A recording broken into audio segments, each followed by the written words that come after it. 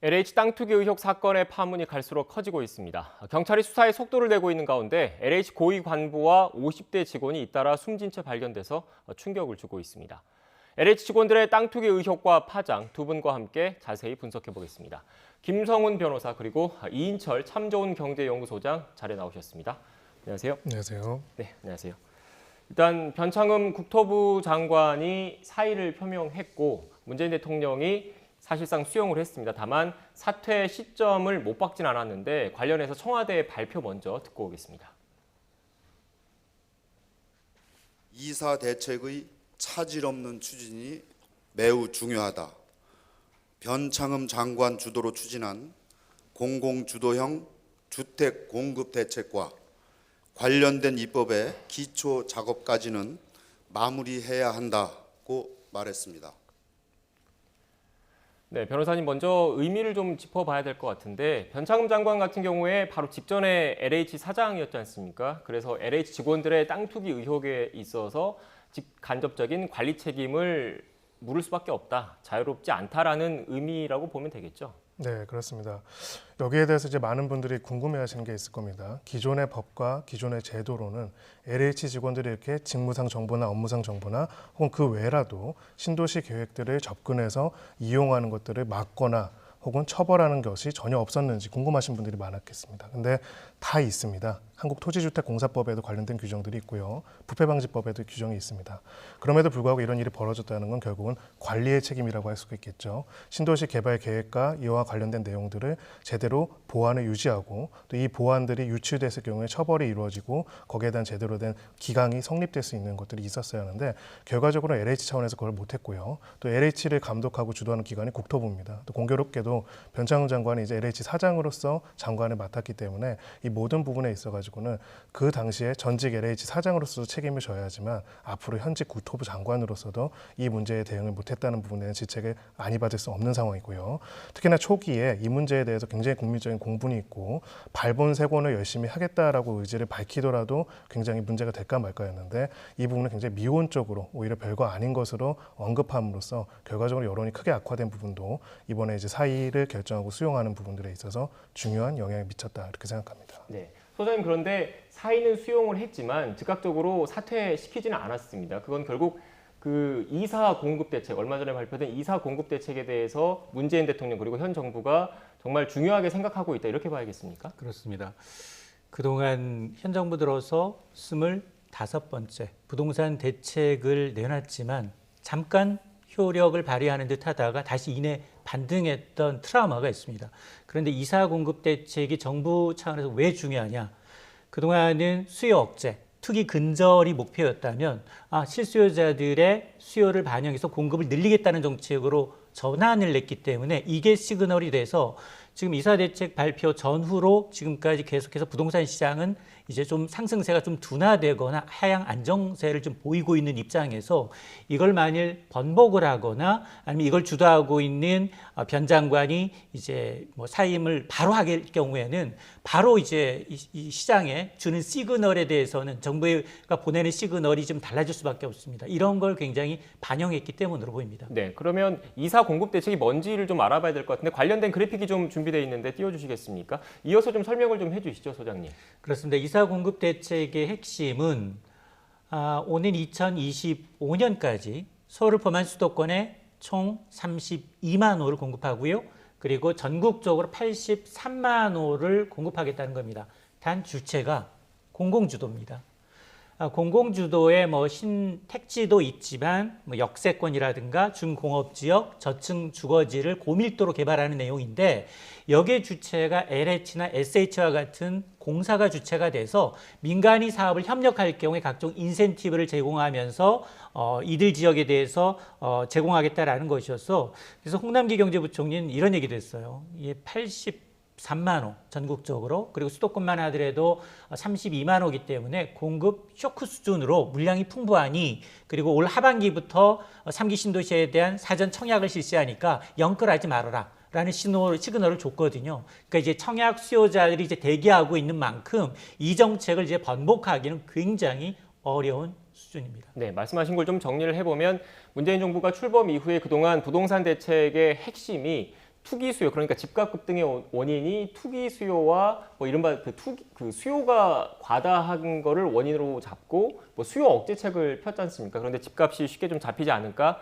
공급 대책으로 선회를 했는데 그 핵심적인 그 기점이 되는 게 이사 공급 대책이고 이게 처음부터 어그러지면 안 된다라는 그런 절박함도 좀 묻어있다 이렇게 보면 되겠습니까? 맞습니다.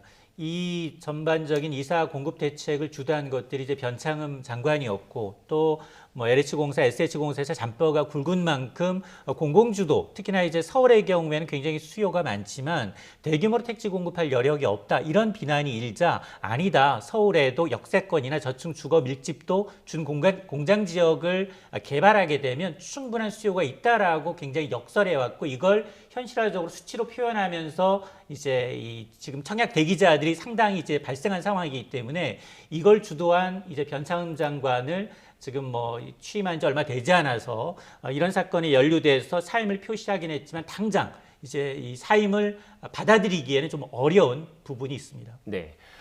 경제 관련 대책이라 잇따라서 지금 소장님께 좀 여쭤봐야 될 것 같습니다. 좀 이해 부탁드리겠습니다. 그러면 그 최근에 좀 문제가 되고 있는 게 광명 시흥 지역이잖아요. 이게 광명 시흥 지역이 그동안에도 쭉 거론돼 왔던 지역이거든요. 개발 호재가 있는 지역이다라는 그 인식이 좀 있었는데 아무래도 그동안에 부동산 신도시 같은 경우에 뭐 서울을 가운데로 놓고 봤을 때 남쪽이라든지 남동 쪽이라든지 그다음에 북서쪽 쪽에 많이 신도시가 있었는데 이 서남부 지역은 사실 광명 시흥이 유력했던 거지 않습니까? 맞습니다. 그동안 늘 이제 신도시 추진하면 광명이 1순위였습니다. 광명 시흥지구가 1순위였는데 규모도 워낙 크고요. 7만 호입니다. 7만 호라면 분당 신도시가 10만 호예요. 그리고 광명은 입지적으로 보면 여의도권 그리고 강남 그리고 종로까지 이제 이 수도권 전철을 이용할 경우에 1시간 이내에 다 도달이 가능합니다. 자, 이런 것들이 인프라가 이미 이제 가장 깔려 있는 부분이기 때문에 광명 시흥지구에 7만 호가 공급이 되면 상당한 파급력이 있을 것으로 봤고요. 여기에다가 특히나 이제 기존의 이제 교통 인프라를 좀 확충하는 방안까지도 이제 얘기를 하고 있습니다. 물론 교통 인프라라는 건 이들 지역에 신규로 들어가는 7만 호 이후에 로드맵이 나오고 있겠지만 그럼에도 불구하고 지금 뭐 1호선, 2호선, 7호선과 연계된 신안산선이라든가 아니면 GTX B라인을 연계하겠다는 광역 교통망까지 획기적으로 높이게 되면 서울 지역의 일부 수요를 좀 분산하는 효과가 굉장히 클 것으로 봐서 광명시흥지구는 굉장히 정부와 지자체가 공을 들였던 지역입니다. 네, 이사 공급 대책의 주요 내용 그리고 광명 시흥 지역에 대한 설명이 있었는데 본격적으로 그 땅 투기 의혹과 관련된 질문을 좀 드리겠습니다. 며칠 전에 정부 합동조사단이 조사 결과, 1차 조사 결과를 발표했습니다. 핵심은 국토부직원과 LH직원 14,000여 명을 대상으로 본인의 토지거래 내역을 들여다봤더니 LH직원 20명이 투기로 의심돼서 수사 의뢰할 예정이다. 이게 핵심이거든요. 그런데 한계를 드러냈다 이런 지적이 나오고 있습니다. 이유가 뭡니까? 네, 가장 큰 이유는 차명 거래를 전혀 찾아내지 못했다라는 것입니다. 지금 일단은 14,000명이라고 했고 이 14,000명의 직원, 공무원들의 대상으로만 한 것이고요. 국토거래 시스템과 부동산 정보 시스템과 이 직원들의 명단을 대조해가지고 봤을 때 이 시기 신도시 발표라든지 그런 것들이 정보가 생성되고 유출될 것으로 추정되는 시기에 해당되는 토지를 취득한 사람들의 의심 사례, 구체적인 의심 사례가 기존에 이제 폭로가 됐던 건 13명이었다면 7명을 더 찾아냈다. 14,000명 중에 그렇게 이야기를 했는데요. 여기서 이제 많은 비판이 오히려 있었습니다. 왜냐? 기본적으로 자기 본인의 이름으로 국토부 공무원이나 LH 직원이 만약에 문제될 경우에 언제든지 발각될 수 있는 상황에서 한 경우는 오히려 굉장히 희소한 경우겠죠. 그래서 이것을 마치 이 사례가 20명밖에 없는 사례라고 혹시라도 경강부회하지 않도록 주의가 필요하고요. 무엇보다도 이제 이 조사는 이제 시작에 불과하지만은 대부분의 이런 형태의 업무상 비밀을 취득하거나 직무상 비밀을 유출해가지고 이런 식의 투기 의혹을 투기를 이뤘다면은 차명 거래를 했을 가능성이 매우 높습니다. 이 차명 거래의 조사 대상에 대해서도 그 동안에는 뭐 가족이나 친인척으로 한정짓는다는 얘기가 있었고, 심지어 친인척은 빼고 직계 가족만 배우자만 한다고 했었는데요. 그것뿐만 아니라 조직적이고 규모가 큰 투기일수록 더 많은 여러 사람들의 명의를 도용해가지고 혹은 명의를 빌려가지고 했을 가능성도 굉장히 높기 때문에 이번에 이제 1차 조사 결과는 사실은 이렇게 조사를 하고 있다라는 중간 결과 정도의 의미이지 이 사건의 본질을 밝히는 거에는 굉장히 부족하고 문제가 있는 것이다라고 볼 수 있습니다. 네, 말씀하신 걸 들어보면 결국 투기하려는 사람이 누가 자기 이름 내걸고 투기하겠느냐, 그런 사람이 얼마나 되겠느냐라는 지적인 것 같은데 이런 지적에 대해서 인근에서 부동산 중개업소를 운영하시는 분들도 비슷한 시각을 좀 갖고 있는 것 같더라고요. 한번 듣고 오겠습니다. 발표를 그렇게 대대적으로 하겠다고 예. 방송을 틀 때마다 각 신문, 매체, 뭐 방송에서 의혹을 다 했는데 네. 그거밖에 안 나왔다는 게 조금 의아하죠. 예. 거래가 작년도에 엄청나게 많이 있었는데 네. 방송에서 그렇게 부동산과 전쟁하겠다 하는 거에는 조금 무리지 않았나 하는 생각은 들어요.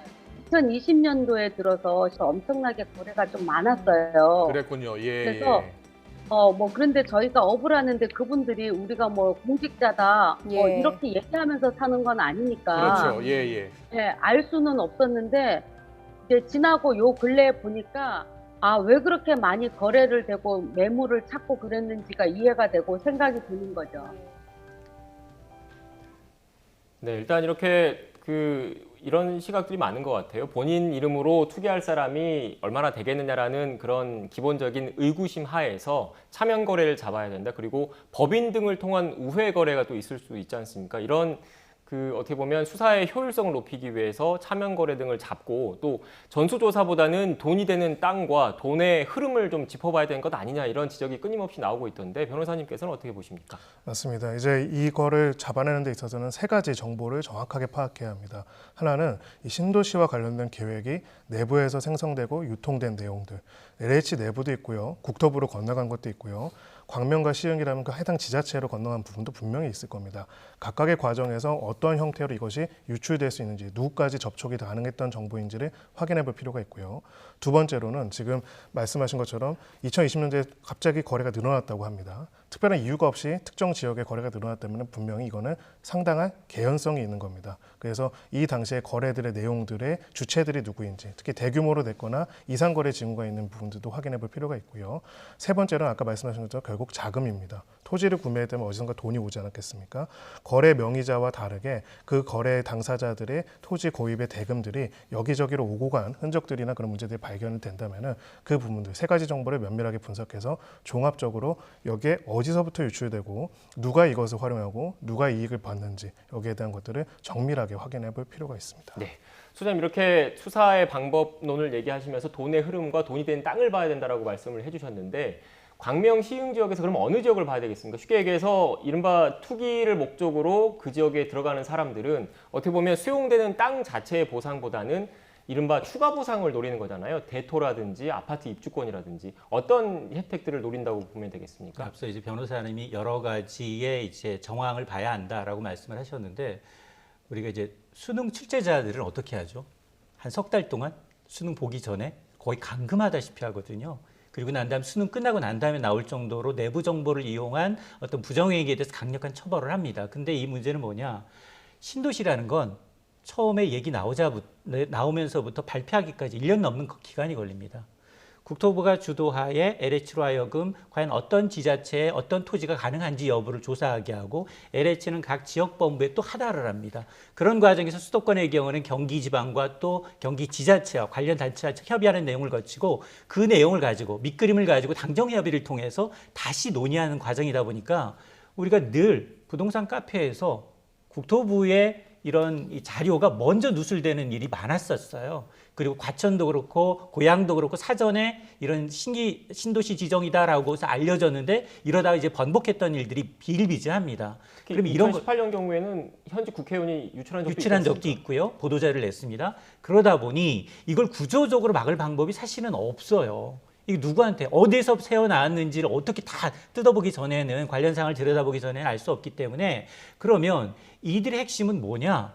과연 갑자기 토지 거래가 토지라는 건 주택과는 달리 굉장히 현금화가 굉장히 더딥니다. 그럼에도 불구하고 불과 1, 2년 새 거래가 두세 배 이상 급등했다라고 하는 건 사전에 어떤 내부 정보를 이용할 가능성이 높기 때문에 이럴 경우 특히나 그동안 원주민과 원주민은 이런 지구 지정이 대상이 되면 그동안 녹색 특히나 이제 토지거래 개발 제한 구역이기 때문에 상당 기간 이 재산권 행사가 묶여 있었다 보니 오히려 환영할 수 있거든요. 이런 분들은 대토나 그 토지를 바탕으로 해서 자기 생업을 이어가는 분들이기 때문에 대토진 토지보상금이든 시세에 맞춰서 해준 게 맞지만 그러나 그 직전 1, 2년 전부터 매매를 하고 거기에다가 개발 이익에 대한 혹은 대토를 받기 위한 이제 뭐 묘목을 심는다거나 유실수를 심는다거나 쪼개거나 이런 것은 분명히 투기 의혹성이 높기 때문에 이런 보상 단계에서부터 이걸 이원화하는 방법, 원지인과 그리고 해외 이제 여러 군데 전국에서 이제 토지를 산 분에 대한 명단은 분명히 가능하거든요.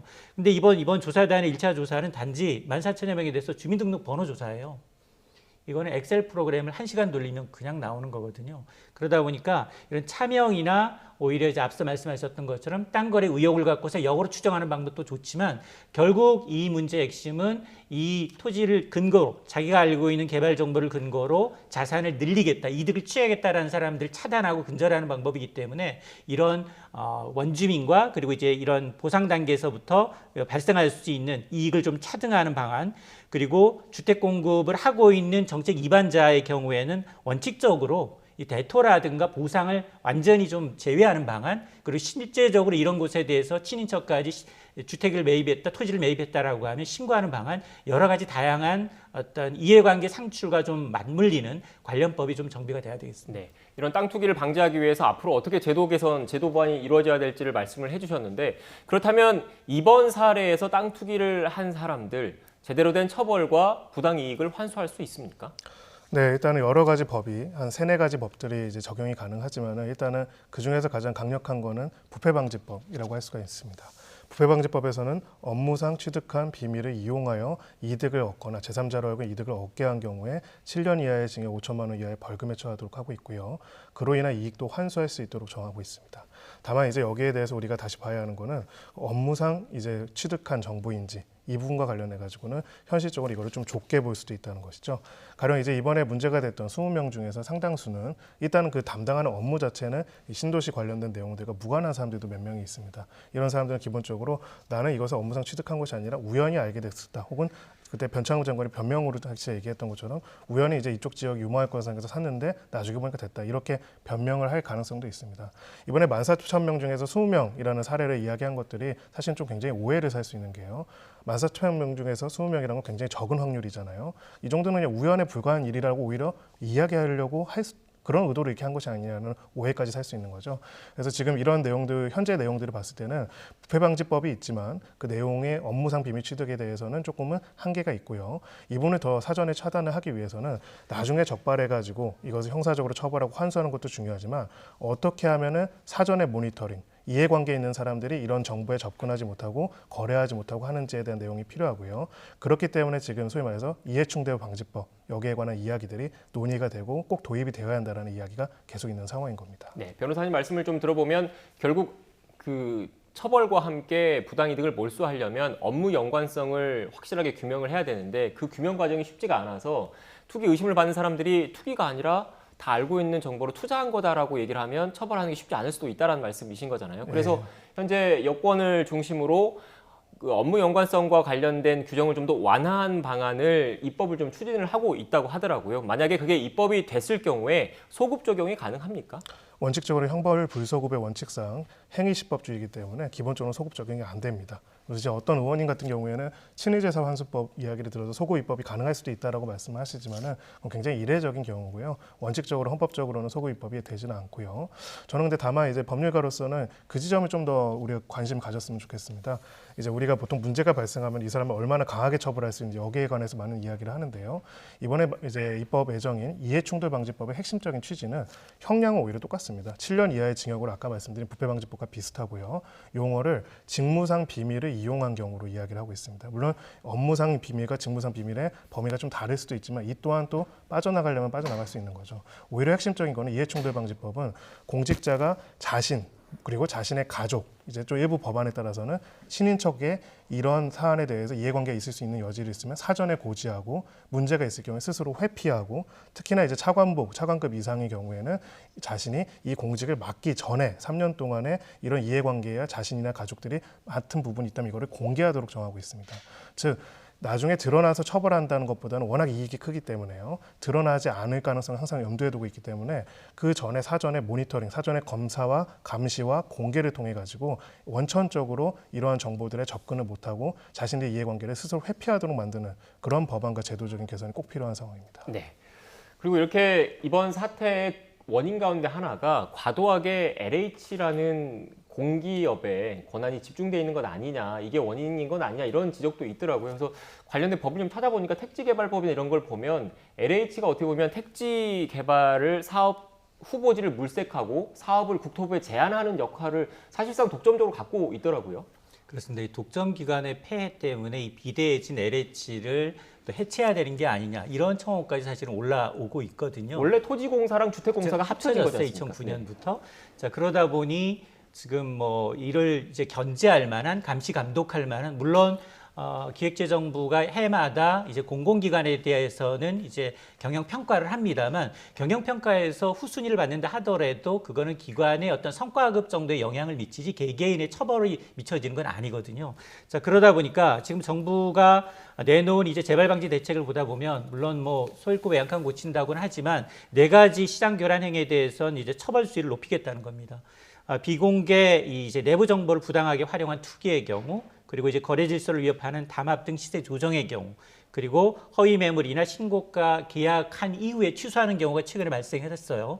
그러니까 이런 경우에는 불법 중개 행위로 보겠다라는 거고, 또 불법 전매와 부당 청약 행위 등에 대해서는 엄벌하겠다라는 건데, 근데 10명의 장정이 1명의 도둑 못 막아요. 이게 개인의 일탈을 차단하기 위해서는 이 LH공사가 뭐 대단히 뭐 공부를 잘해서 뭐 하면 하라 이런 식의 이제 내부 직원들의 인식이 팽배한 걸 보면 이제 지금 입사 단계에서부터 이해 충돌을 방지할 수 있는 걸 좀 서약하게 하고, 왜냐하면 사실은 이제 증권 유관 기관은 자본시장법상 한국거래소의 경우에는 직접 투자, 주식 투자를 못하게 돼 있습니다. 그럼에도 불구하고 물론 간접 투자, 펀드는 가능하지만 직접 투자를 못하게 있는데 이런 이해관계에 대한 어떤 교육과 그리고 이제 방지 충돌을 위해서 처음부터 좀 서명을 받는 그런 것도 좀 필요해 보입니다. 네. 일단 황골 탈퇴 수준의 LH 조직 개편, 조직 개혁이 필요하다는 말씀이셨던 것 같고, 변호사님 마지막으로 앞서 전해철 장관도 나와서 철저한 수사를 약속을 했고 당부를 했는데 현재 경찰이 주도적으로 경찰 국수본에서 수사를 하고 있지 않습니까? 앞으로 현재까지 수사 상황 그리고 앞으로 수사 어떤 방향으로 진행돼야 한다고 보십니까? 네, 아까 말씀드린 3가지 지점을 다 봐야 한다고 생각합니다. 말씀하신 것처럼 당연히 이제 이 개발 정보라는 게 여러 단계를 거치기 때문에 여기저기서 새어나갈 가능성은 있는데요. 다만 이제 말씀하신 것처럼 토지 거래 같은 경우에는 한번 이제 거래를 한 다음에 그 자금이 많이 묶이기 때문에 이 부분에 대해 가지고는 상당한 확신이 없는 상태에서 하기 또 어려운 부분들도 있습니다. 그래서 어느 단계에서 이루어졌는지, 보통 이제 이 국토 거래 시스템을 보면은 아까 어떤 특정 시점에 거래가 급증했다고 하죠. 거래가 급증된 시점과 그리고 이 정보가 유출된 시점과 관련된 연관성들, 그리고 그 자금을 공급한 사람들을 찾아보다 보면은 조금 더 몸통이 나올 수 있을 것이다 이렇게 생각을 하고요. 또 이제 그 중요한 부분을 말씀해 주셨는데 이제 자본시장법에서 보면은 저희가 이제 상장 같은 경우를 할 경우에는 그 내부 정보를 이용하고 취득할 수 있는 특수관계에 있는 경우에는 상장 전에 5년 이내에 증여를 받거나 한 주식에 대해서 상장 정보를 알고 한 것으로 간주해가지고 추징하고 증여세를 부과하는 이런 조항들도 있습니다. 지금 관련돼서 우리가 공공개발 이사 대책을 얘기를 하는데 공공에서 이 공공이 이번에 무너졌기 때문에 이 공공성에 대해 가지고 확실하게 이해충돌 방지법을 통해서 모니터링을 하고, 특히 수사에 있어가지고는 이 정보 유통과 관리가 얼마나 제대로 이루어지지 않았는지를 가능한 모든 선에서 밝혀내야 한다 이렇게 생각합니다. 네, 알겠습니다. 지금까지 김성훈 변호사 그리고 이인철 참좋은경제연구소장과 함께 LH 땅 투기 의혹 등에 대해서 알아봤습니다. 오늘 말씀 고맙습니다. 감사합니다.